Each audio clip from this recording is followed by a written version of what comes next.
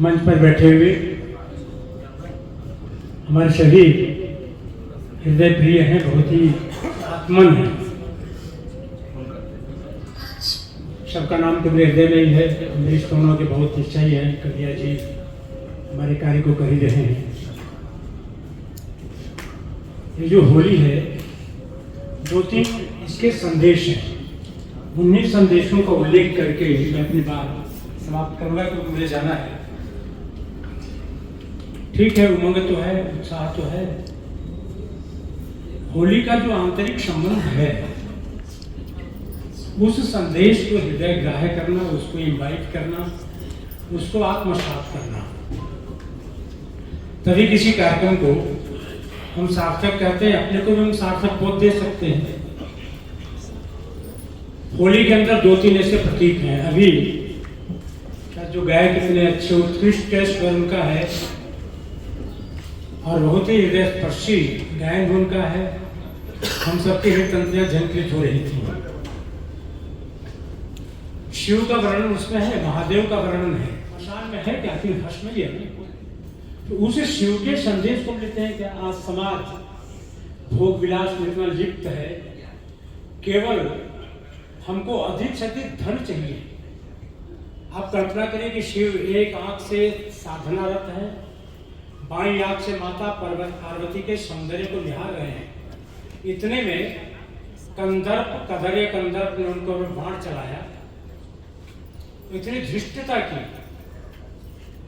और तब अभी गीत के अंदर चर्चा चल रही थी कि शिव ने तीसरी आंखें खोली।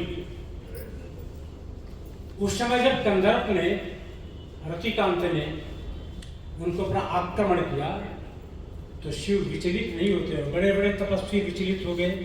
को रंग खेलना, बर्बाद करना, ऐसे लोग जो पढ़े लिखे ऐसी चर्चा कर रहे थे।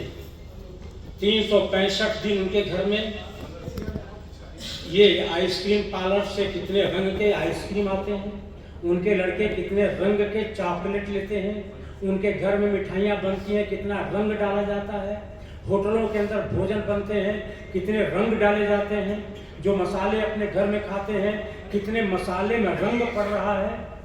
आपकी हल्दी वो रंग वाली हल्दी रह नहीं गई। आप रोज इंटेक रंग का ले रहे हैं और ऊपर से रंग का विरोध कर रहे हैं।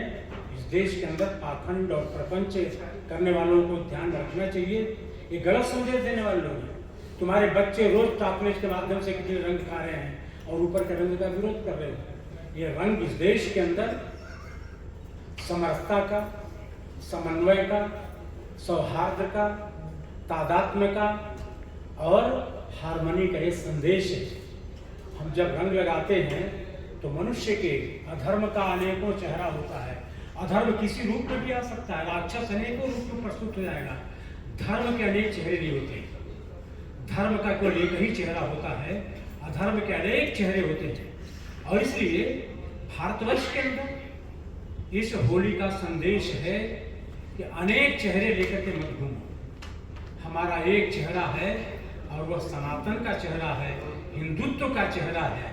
इस रंग के पीछे आप होलिका के दिन देखते हैं कि यदि 100 लोग एक साथ होली खेलते हैं और सबके मुंह पर रंग लगा है, पहचानना मुश्किल हो जाता, अपनी पहचान समाप्त कर देती होली। उसी तरह से अपने समाज के अंदर जो जाति का भेद है, फाइलम का भेद है, जो वर्ण का भेद है, समाज के अंदर अस्पृश्यता का भेद है, ऊंच नीच का भेद है, होली का संदेश ये है कि उसको हृदयंगम करें कि अपने समाज के अंदर ये सब बातें उसमें से आनी नहीं चाहिए। केवल रंग ही हमारा एक न हो, हमारा स्वर भी एक होना चाहिए। हम हिंदू की अपनी पहचान बनाएं, हिंदू के नाते समाज के अंदर स्थापित हो, हिंदू के नाते हमारी कोई उद्घोषणा हो, सनातन की जय हो। हम यही, जो असनातन है वह तो भस्मीभूत होता है, जो सनातन है वह बिल्कुल हमेशा अक्षुण रहता है।